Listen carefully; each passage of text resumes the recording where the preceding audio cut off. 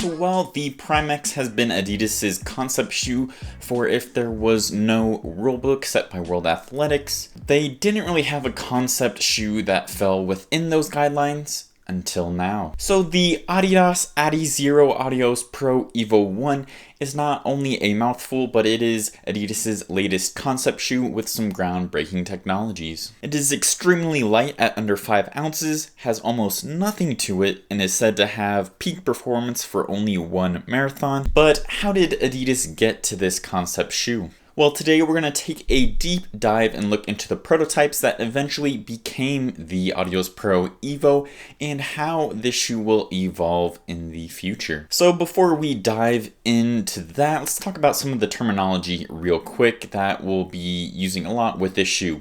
So first up is about the midsole. So Adidas says that this new Lightstrike Pro foam is different and it's not compression molded. So what that means is pretty much what it sounds. With the other versions, you would get the material, you would heat it up and press it into this mold. And with the new midsole, it is not compression molded, and based on this picture, it looks like they just carved it out of a block or a sheet of foam. And what this different manufacturing process is supposed to do is make it lighter and also more energetic. So another new innovation is the outsole. So typically on the Adizero racing shoes, they use continental rubber, or they use like a textile rubber, like what you find on rock climbing shoes.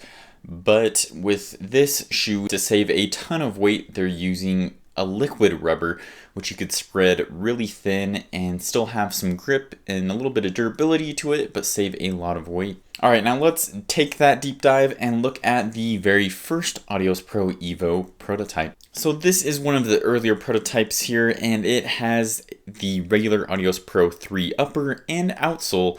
However, the biggest change here is that all the cutouts are filled in. The reason for this seems to be that it was one of the first midsoles with the new version of Lightstrike Pro, and they were still using the Pro 3 manufacturing mold as a base, potentially, or just kind of that design as a guideline. So one of the next prototypes still uses the regular Adios Pro 3 upper, but the midsole and the outsole get modified. The midsole doesn't appear to be compression molded or have any of the cutouts and seems a bit more polished than the previous prototype.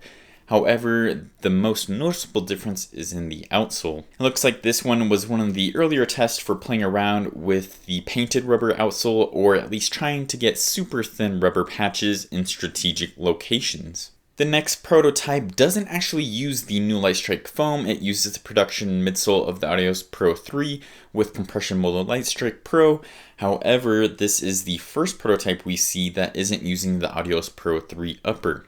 It's starting to play around with thin materials and see-through materials, and it has almost no overlays to it. Another change of the prototype is that the outsole appears to be using thinner continental rubber instead of the liquid rubber. So we're seeing the shoe really start to take shape and look closer to the final production. In this one, there are very few differences.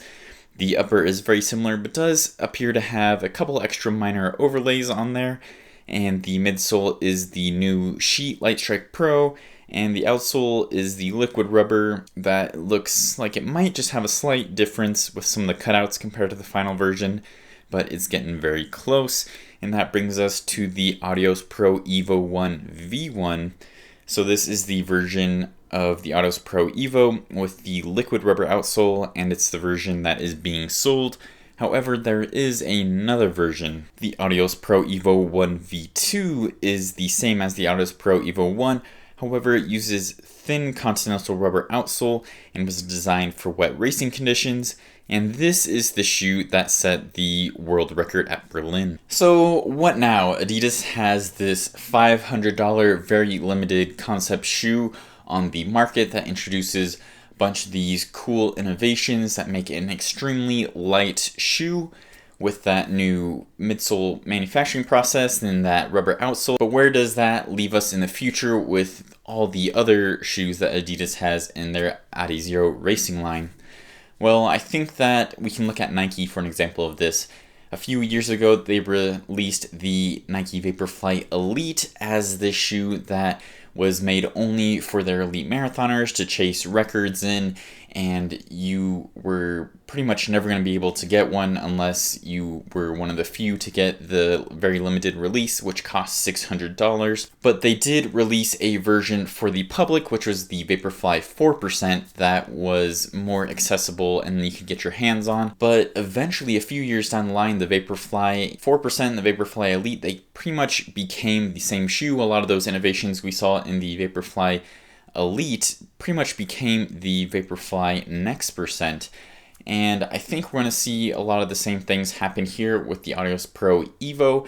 I think we're going to see that new midsole material, instead of being compressed molded, have that sheet. I think they're going to slowly work it in, like do a top layer at first of the new Lightstrike Pro 2.0 or whatever they call it, and then the bottom layer of the old one. Eventually we'll get the full midsole. So I guess what I'm trying to say is that all these innovations are going to start to trickle down into the other shoes in the Adizero lineup, and we'll see this new midsole, maybe some of this liquid rubber, these really thin uppers start to make their way into the actual affordable and available options. So who knows, maybe the Adios Pro 5, 6, 7 will look very, very similar to the Adios Pro Evo 1. So I guess if you weren't one of the few lucky ones that won the raffle where you still had to pay $500 to get a pair, or if you don't spend double that on StockX, you might just have to wait a few years, but you'll have an Adios Pro that will look strikingly similar to the Adios Pro Evo, in my opinion. So anyways, I hope that you found the prototyping and design process of this shoe as interesting as I did. Make sure you subscribe so you don't miss any of my new videos. Thanks for watching, and as always, keep on running.